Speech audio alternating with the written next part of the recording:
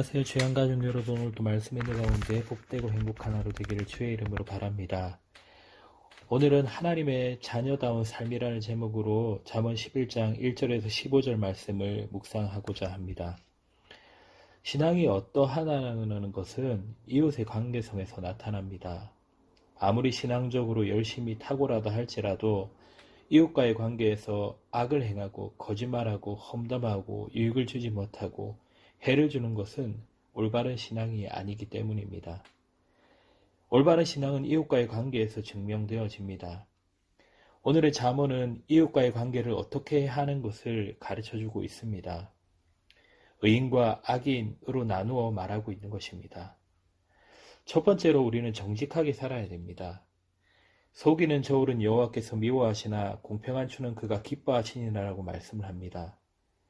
거짓을 싫어하시는 하나님께서는 속이는 저울을 미워하십니다. 에베소 4장 22절에 25절에 너희는 유혹의 욕심을 따라 썩어져가는 구습을 따르는 옛사람을 벗어버리고 오직 너희의 심령이 새롭게 되어 하나님을 따라 의와 진리의 거룩함으로 지으심을 받은 새 사람을 입어라. 그런즉 거짓을 버리고 각각 그 이웃과 더불어 참된 것을 말하라. 이는 우리가 서로 지체가 됨이니라라고 말씀을 합니다. 우리는 하나님의 자녀이기에 하나님을 닮은 삶을 살아가야 합니다. 하나님을 닮은 삶을 살지 못하면 책망을 받습니다. 예수님은 바리새파 유대인들에게 아브라함의 자녀의 모습을 가지지 못했다고 책망했습니다.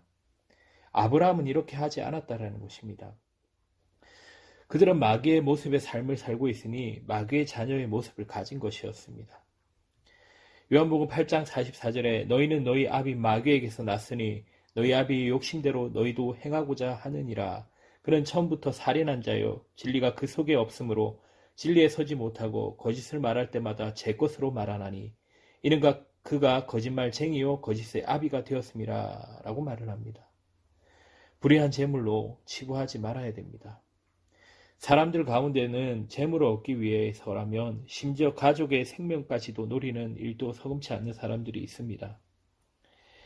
예레미야 17장 11절에 불의로 치부하는 자는 자고새가 낳지 아니한 알을 품은 같아서 그의 중년에 그것이 떠나겠고 마침내 어리석은 자가 되리라 라고 말합니다.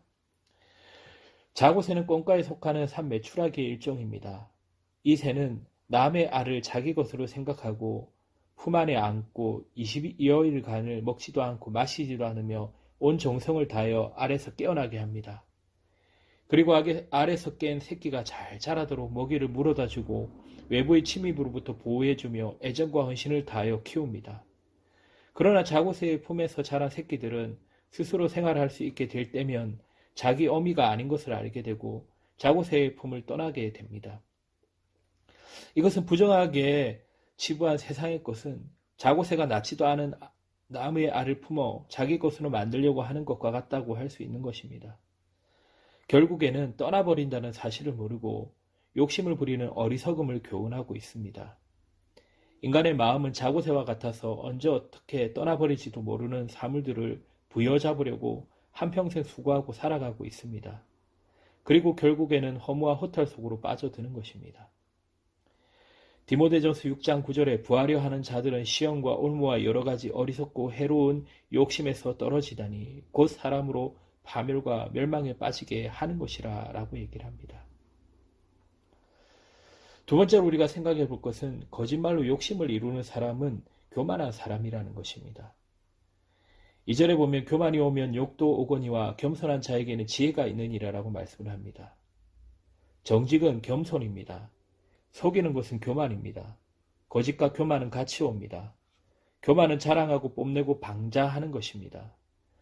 자신을 다른 사람보다 높게 생각하고 낮게 여기고 타인을 비하하거나 업신 여기는 것입니다. 교만이 하나님 앞에서 가장 큰 죄입니다. 교만은 너무 무서운 죄입니다. 수치와 모욕을 수반하게 되고 하나님은 반드시 그 죄값을 물으셔서 결국 심판을 받아 멸망에 처하게 되는 큰 죄라는 것입니다. 겸손하면 지혜가 옵니다. 원만한 인간관계를 유지하며 진정으로 높아지며 존귀케 되는 것을 우리는 알아야 할 것입니다. 세 번째, 정직으로 겸손함으로 살면 열매를 거둡니다. 여기서 성실은 정직, 올바름, 겸손을 뜻합니다. 폐역은 불성실성, 거짓을 말합니다.